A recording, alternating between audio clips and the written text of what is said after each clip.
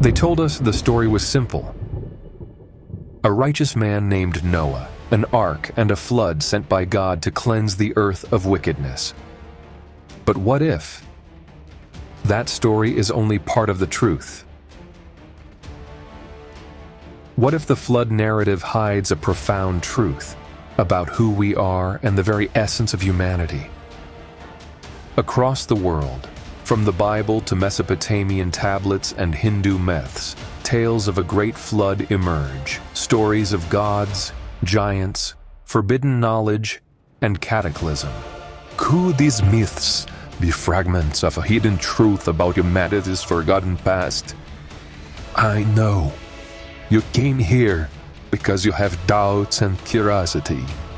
I felt the same. But the light of knowledge can bring the dawn of a brand new age, a reckoning for a new era. Join me, because today I want to reveal to you that the Bible lied about the flood. In the book of Genesis, humanity's sins have grown unbearable. The God of the Old Testament, in his wrath, decides to cleanse the earth with a great flood, wiping out nearly all life. Only Noah, a righteous man chosen by God, along with his family and a select few animals, is spared to begin anew. But when we pause to think critically about this story, some troubling questions emerge. If God is truly all-powerful, why resort to such a catastrophic solution? Couldn't an omnipotent being simply correct the wickedness or guide humanity back to righteousness? And what was this wickedness that made a global annihilation not just justified, but necessary? This is where things take an intriguing turn. Many scholars and researchers argue that the biblical flood narrative isn't unique at all. Instead, it seems to be a retelling of much older stories, myths that predate the Bible by centuries and come from a very different cultural and theological perspective. Take, for example, the Book of Enoch.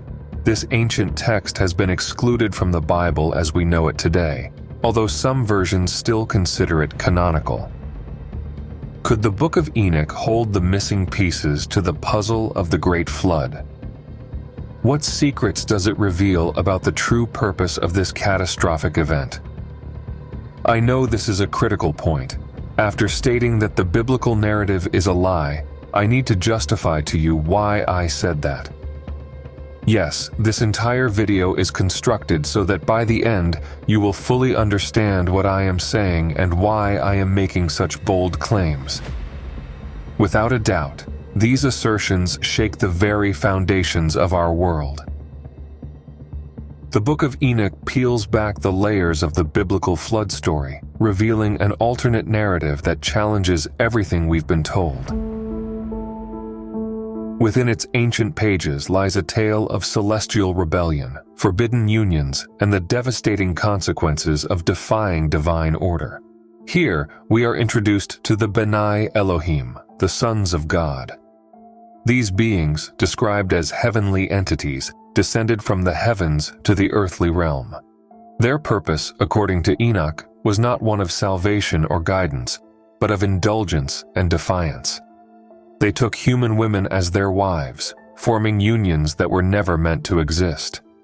From these unions, the Nephilim were born. According to some interpretations, these giants were giants in stature. According to other interpretations, Nephilim comes from the term Naphal, meaning those who were fallen, or those who were launched. Other interpretations suggest that the Nephilim were not giants in stature, but in their achievements. They were kings, gods, and demigods, the great ones of old.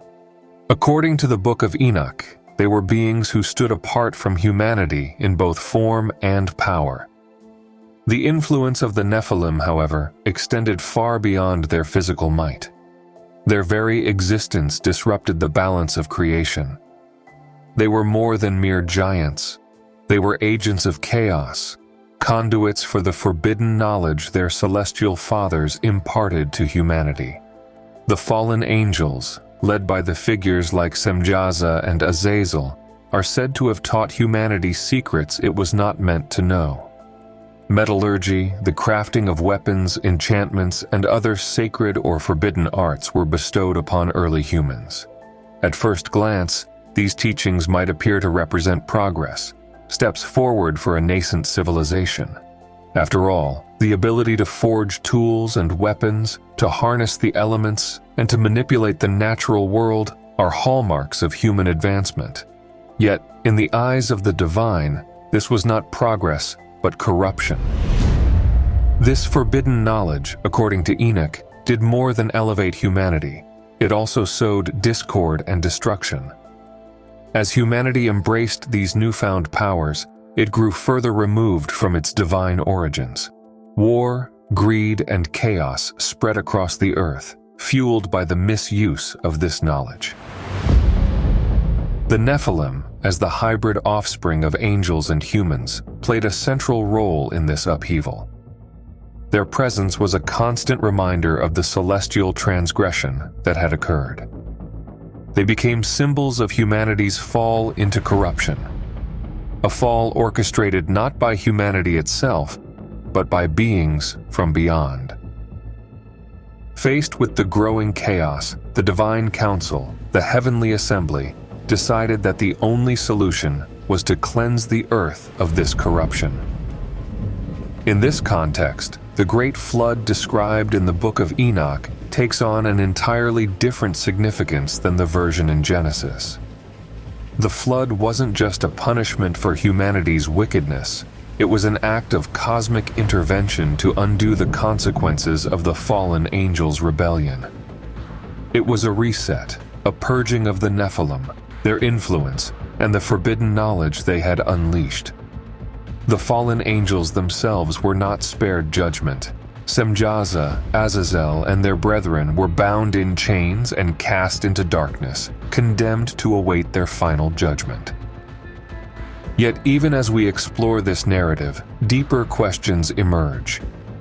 Were these beings truly evil corruptors, as Enoch's text insists? After all, the knowledge they shared with humanity, though deemed forbidden, undeniably shaped the trajectory of human civilization. Metallurgy, the forging of tools, and even the enchantments they introduced became cornerstones of human development. Could it be that these so-called fallen beings were not simply corruptors, but also teachers, misunderstood figures who paid the ultimate price for sharing wisdom with humanity? This duality, the perception of them as both destroyers and enlighteners, is echoed in myths and legends across the globe. What's your take on this? Were the fallen angels corruptors of humanity or misunderstood teachers? Share your thoughts in the comments. I want to hear what you think. It's here's where the mystery deepens. The story of divine beings descending to Earth, interacting with humanity, and altering the course of civilization is not exclusive to the Book of Enoch or even to the biblical tradition. Across the globe, ancient cultures recount eerily similar tales: cataclysmic floods, divine wrath, and the survival of select individuals chosen to rebuild humanity. These stories are not isolated. They form a pattern, one that transcends geography and time. Could they be fragments of a collective memory?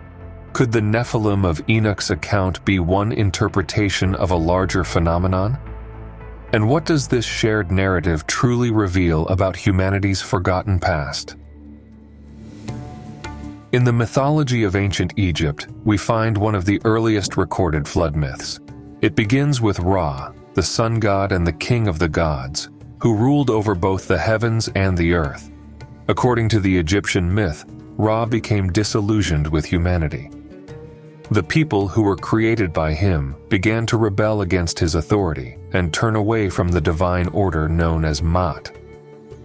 Enraged by this disobedience, Ra decided to destroy humanity. To carry out this punishment, he summoned his daughter, Sekhmet, the lion-headed goddess of war and destruction. Sekhmet descended to earth with fury, unleashing destruction upon humanity in what some versions describe as a cataclysmic flood of blood. But this story doesn't end with annihilation. As Sekhmet's wrath began to spiral out of control, Ra realized that complete destruction was not the solution.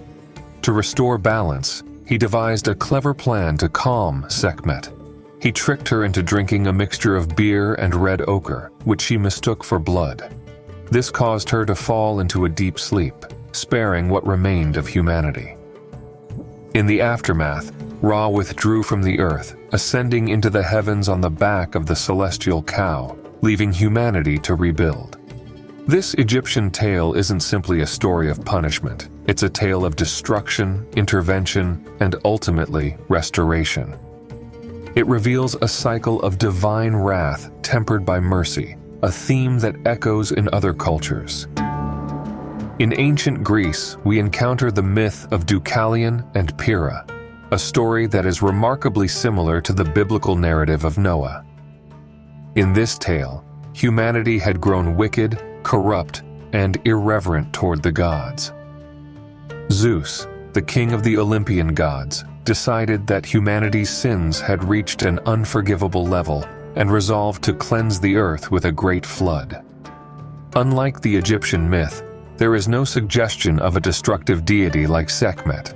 Instead, Zeus himself initiates the deluge.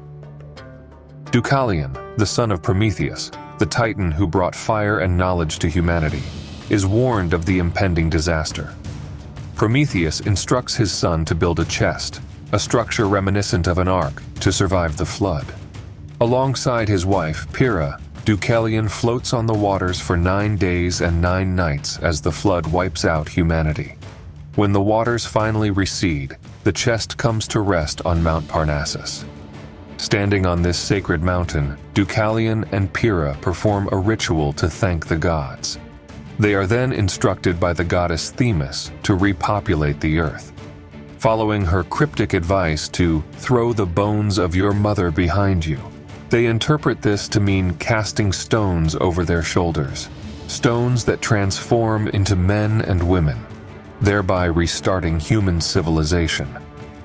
The Greek myth, like the Egyptian one, highlights themes of divine judgment, human survival, and the renewal of life. Traveling eastward to India, we find the Hindu account of the flood, a myth that is as profound as it is ancient. This story features Manu, the progenitor of humanity, and Vishnu, one of the principal deities of the Hindu pantheon. In this narrative, Manu is performing penance when he encounters a small fish trapped in a stream. The fish, who is revealed to be an incarnation of Vishnu, pleads for Manu's help, asking to be protected from larger fish. Manu, moved by compassion, places the small fish in a jar. However, the fish begins to grow rapidly, outgrowing the jar, then a pond, and finally the ocean. Recognizing the divine nature of this being, Manu listens as the fish warns him of an impending flood that will engulf the world. Vishnu instructs Manu to build a massive boat and to gather seeds of all living things. When the flood arrives, Vishnu, in the form of a great fish with a horn, guides Manu's boat through the churning waters, saving him and ensuring the survival of humanity. When the waters recede, Manu is left to repopulate the earth, starting a new age of humankind. This Hindu myth, much like the Greek and Egyptian accounts, intertwines destruction with preservation. The flood, though catastrophic, becomes the foundation for a new beginning, guided by divine wisdom. From these myths, certain themes emerge. A divine being grows dissatisfied with humanity, a catastrophic flood is unleashed, and a select individual or group is chosen to survive and rebuild civilization. But these aren't the only cultures to recount such tales. In Mesoamerica, the Aztecs and Mayans tell of floods that brought previous cycles of humanity to an end. One such story involves the god Quetzalcoatl, who appears after a great flood to guide humanity. Quetzalcoatl, often depicted as the feathered serpent, is a culture bringer, a being who imparts knowledge, agriculture, and astronomy to the survivors, enabling them to rebuild. Similarly, in the Andean region, the Incan god Viracocha is said to have emerged from Lake Titicaca after a great flood, creating the first humans and teaching them the arts of civilization. Just as in the biblical story and the Book of Enoch, the myths of ancient Egypt, Greece, India, and Mesoamerica follow the same pattern: stories of divine wrath, catastrophic floods, and the preservation of humanity through selected individuals guided by higher powers. Despite being separated by vast distances and cultures, could these myths point to a common origin? These questions have motivated scholars and explorers for centuries. In the 19th century, curiosity about humanity's origins sparked a wave of archaeological expeditions. Universities and institutions across Europe began funding missions to uncover the secrets of ancient civilizations. It was in the sands of ancient Mesopotamia that researchers discovered fragments of humanity's story, forgotten and hidden by the sands of time.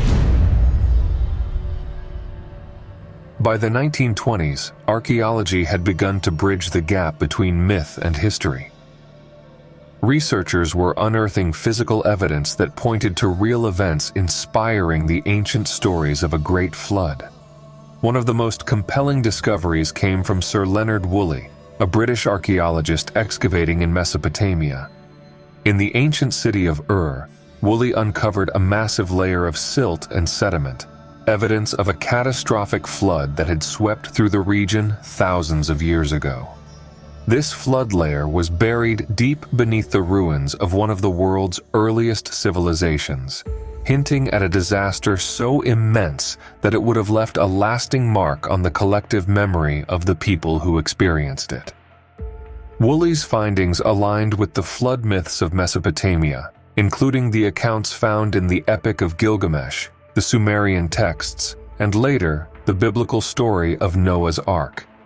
For the first time, scholars could see a tangible connection between ancient mythology and real historical events. Woolley's work suggested that the story of a great deluge was not a mere moralistic fable, but a reflection of a cataclysmic event that had shaped human history. It was evidence that myth, in some cases, could preserve the memory of real-world disasters. But Woolley's discovery was not the first to spark a re-evaluation of the flood narrative. Decades earlier, in the 19th century, a groundbreaking find had turned the scholarly and religious world on its head. George Smith, an Assyriologist working with the British Museum, had unearthed a cuneiform tablet from the ruins of Nineveh, the ancient Assyrian capital.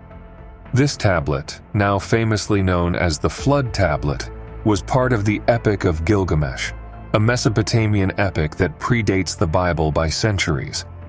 What Smith discovered within its text shook the foundations of 19th century thought. At the time, society largely believed that the Bible contained the oldest and most authoritative account of the flood.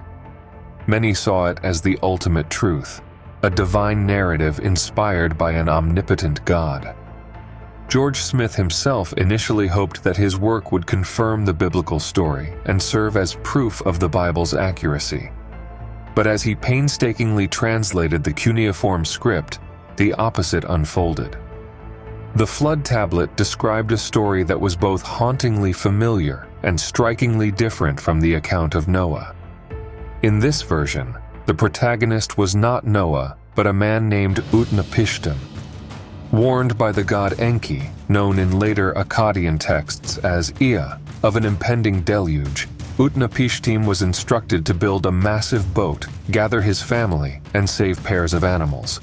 The flood itself was ordered by Enlil, the chief god of the Mesopotamian pantheon, who sought to punish humanity for its noise and unruly behavior. But unlike the omnipotent God of the Bible, Enlil was not acting alone. The decision to send the flood was made by a divine assembly, a council of gods who debated and argued over humanity's fate. Enki, the god of wisdom and creation, defied this assembly, choosing to warn Utnapishtim and ensure the survival of life on Earth. This narrative was far more complex than the biblical version. It presented a polytheistic worldview in which gods had conflicting motives, rivalries, and disagreements. The gods were fallible and emotional, capable of both wrath and compassion. Enlil's desire to destroy humanity clashed with Enki's role as a protector and creator, resulting in a dramatic act of defiance. The discovery of the Flood Tablet revealed something astonishing. While the flood itself appeared to have a historical basis, the biblical account was not the original. The story of Noah, once believed to be a unique and divine revelation, was now understood as a later adaptation of older Mesopotamian traditions. Rather than confirming the omnipotent, singular God of the Bible, Smith's work highlighted a polytheistic and more humanized depiction of divine beings. It showed that the flood narrative had evolved over time, shaped by cultural, theological, and political forces. But the Flood Tablet was only one piece of the puzzle. The larger context of the Epic of Gilgamesh reveals even more about the mindset of the ancient world. Gilgamesh, the hero of the epic, was a king of Uruk, a city-state in ancient Mesopotamia. Described as 2/3 divine and 1/3 human, Gilgamesh was a complex figure, both a warrior and a seeker of wisdom. His journey in the epic takes him to the ends of the earth in search of immortality, leading him to Utnapishtim. It is during this encounter that Utnapishtim recounts the story of the flood, revealing how he was chosen by Enki to preserve life and how he was granted immortality as a reward. But this immortality was bittersweet, for Utnapishtim lived in isolation, separated from humanity. His story serves as a cautionary tale for Gilgamesh, emphasizing the fleeting nature of human life and the futility of defying mortality. These discoveries by Smith, Woolley, and others have led to an inevitable conclusion. The flood myth is not a singular story tied to one religion or culture, but a shared narrative that has been retold and reinterpreted across civilizations. It reflects not only humanity's collective memory of cataclysmic events, but also our enduring fascination with the relationship between the divine and mortal worlds. Throughout the ancient world, stories of divine beings who descended from the heavens to guide humanity are a recurring theme. These figures, part divine, part teacher, brought knowledge and wisdom, often at great cost to themselves.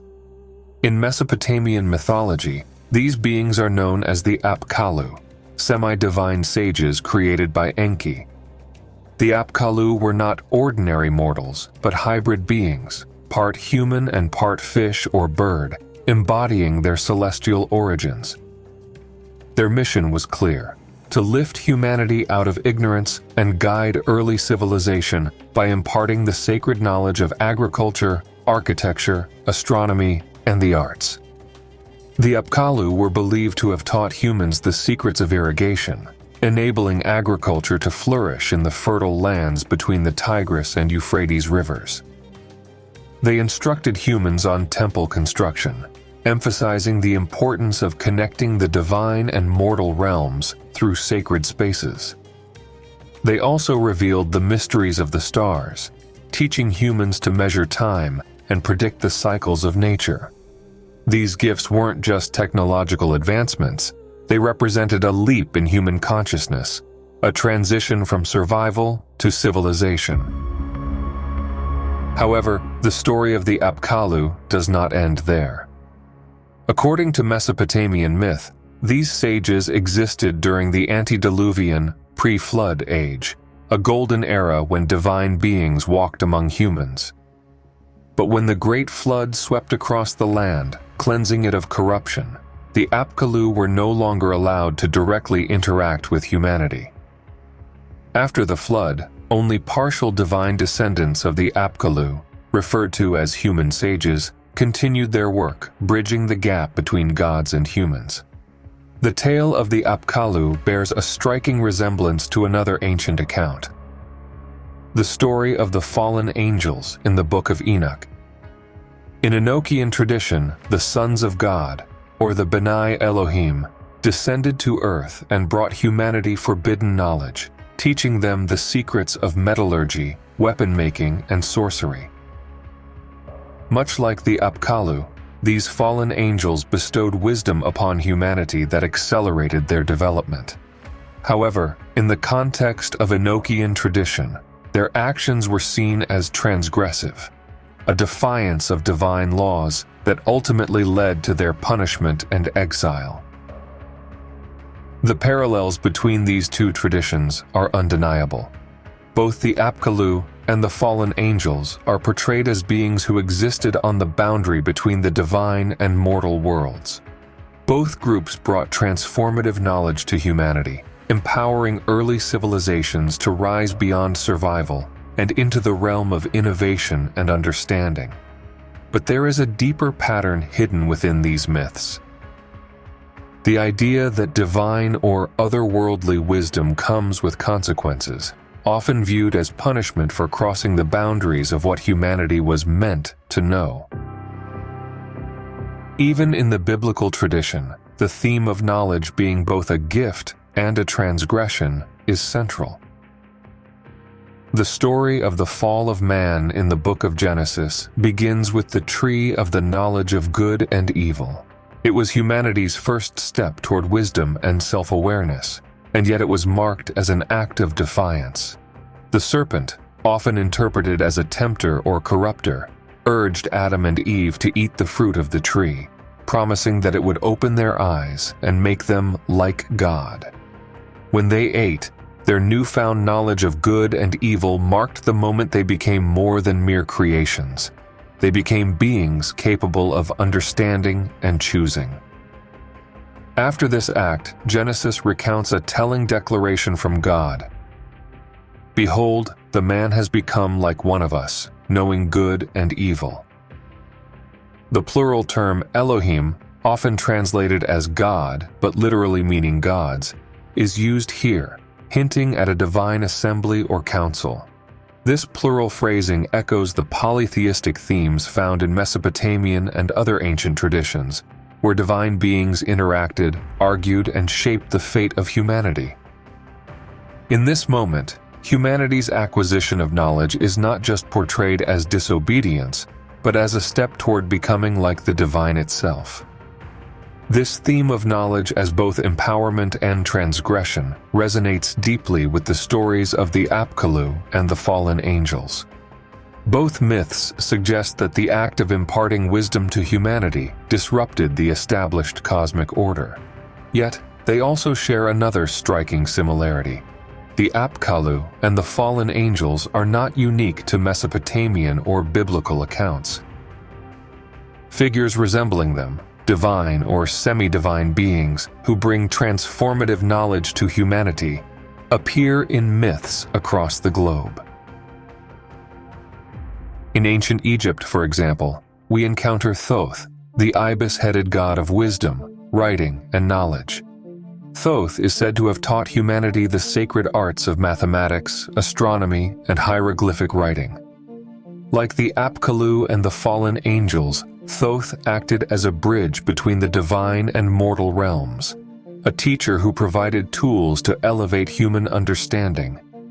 The gifts of Thoth were transformative, enabling the creation of monumental architecture, sophisticated timekeeping systems, and a deepened connection to the cosmos.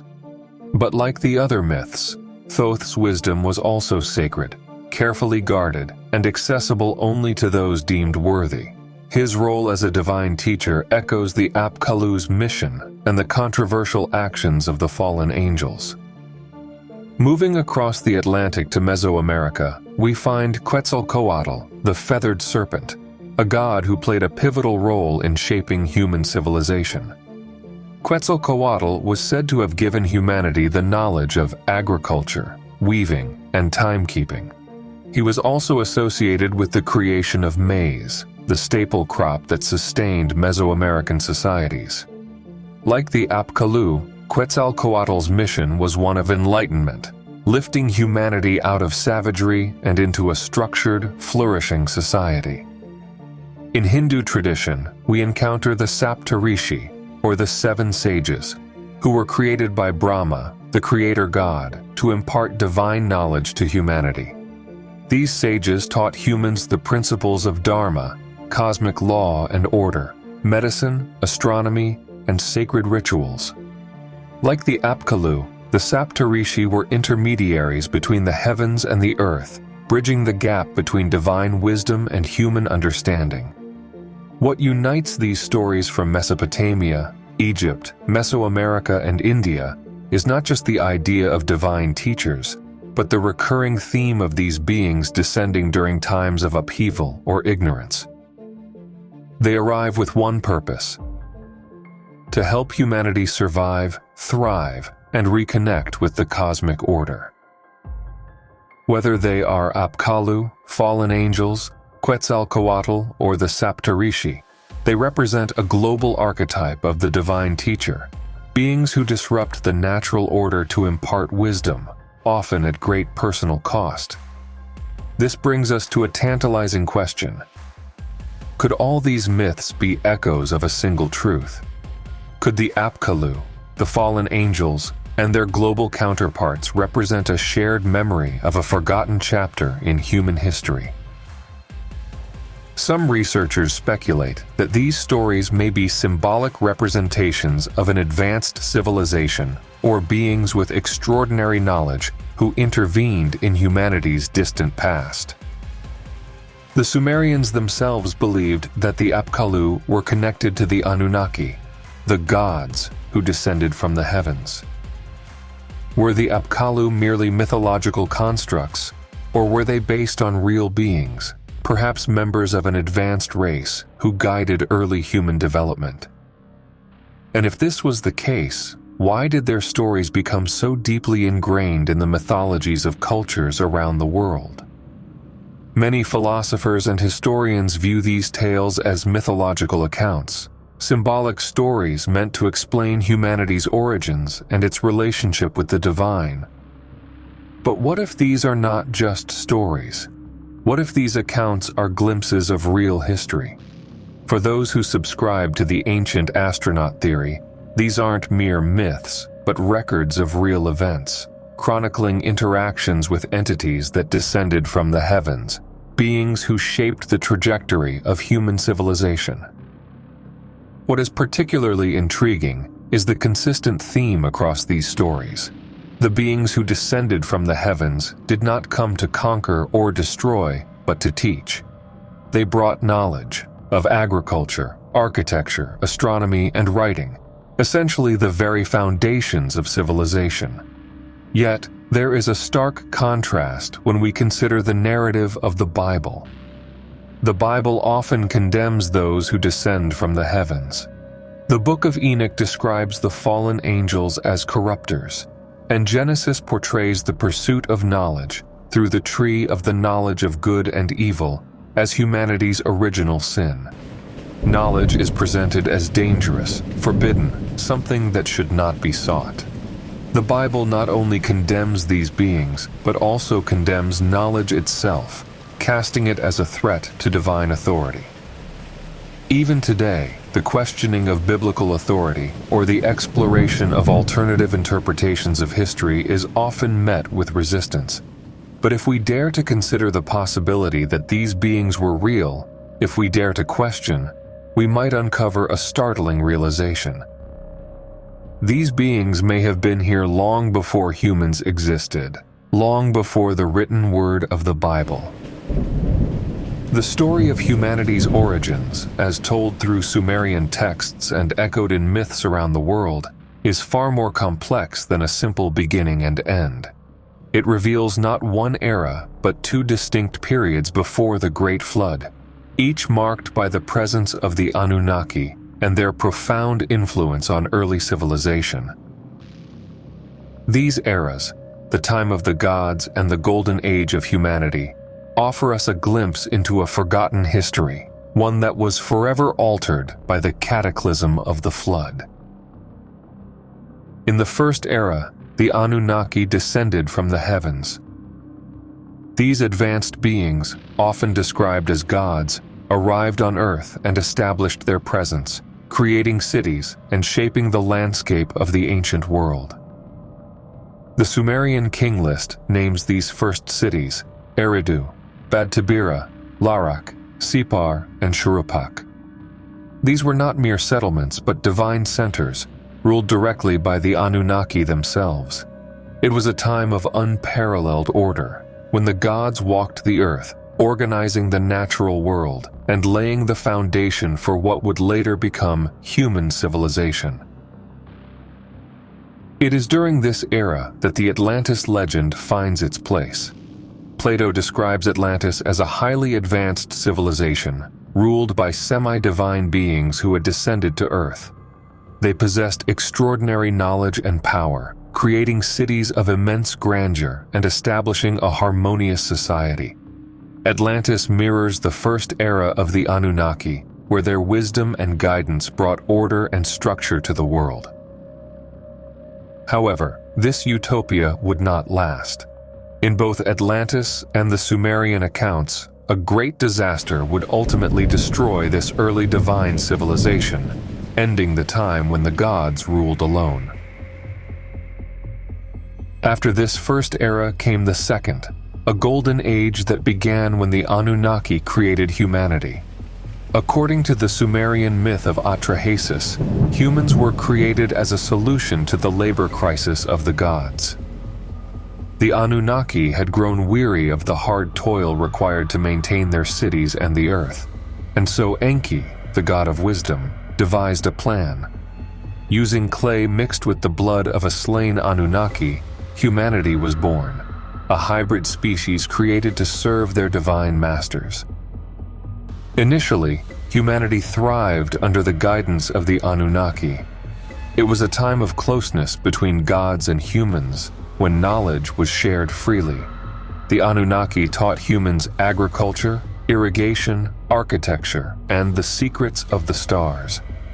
Civilization flourished, and humans became co-creators in the divine order of the world.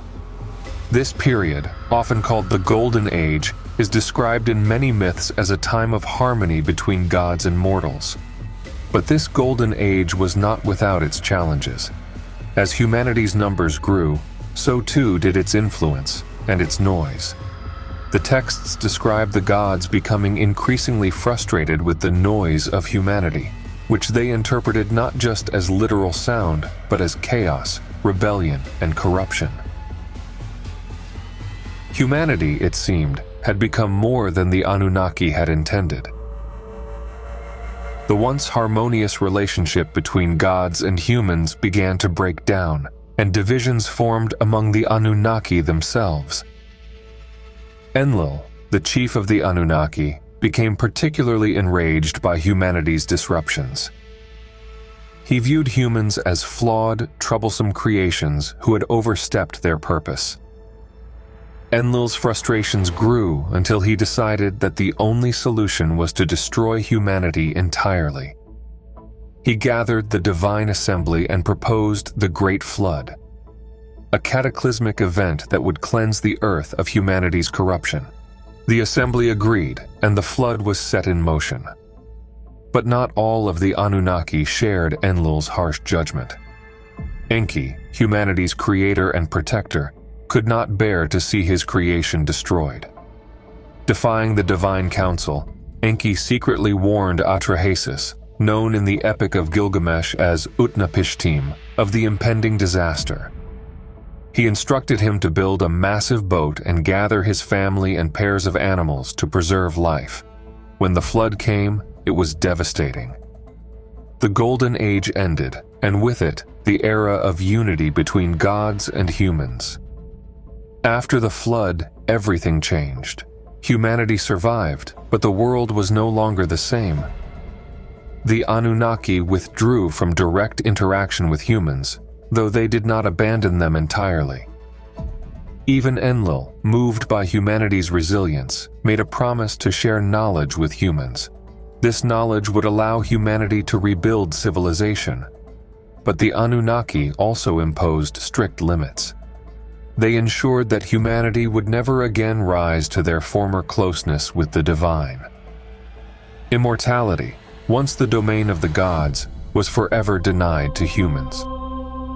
In the Epic of Gilgamesh, this is symbolized by the plant of immortality, which Gilgamesh finds but ultimately loses. It is a reminder that while the Anunnaki were willing to guide humanity, they were determined to maintain a boundary between mortals and the divine. This post-flood era marked the beginning of recorded history as we know it. The gods retreated to the heavens, leaving their influence in the form of divine kingship and sacred knowledge. Humanity was left to navigate the world on its own, rebuilding from the ruins of the flood with the fragments of wisdom the Anunnaki had shared. The myths of this time, of Atlantis, the Apkallu, the Anunnaki, and the flood, preserve the memory of a world that was far more interconnected with the divine than the one we inhabit today. If we consider these stories not as myths but as historical accounts, we begin to see a pattern. The Anunnaki were here long before humanity's rise. They established civilizations, guided humans, and ultimately withdrew, leaving behind echoes of their presence in our oldest stories. If this exploration into humanity's hidden past resonated with you, show your support by hitting the like button. It helps spread this message to others who are searching for the truth. See you in the next video.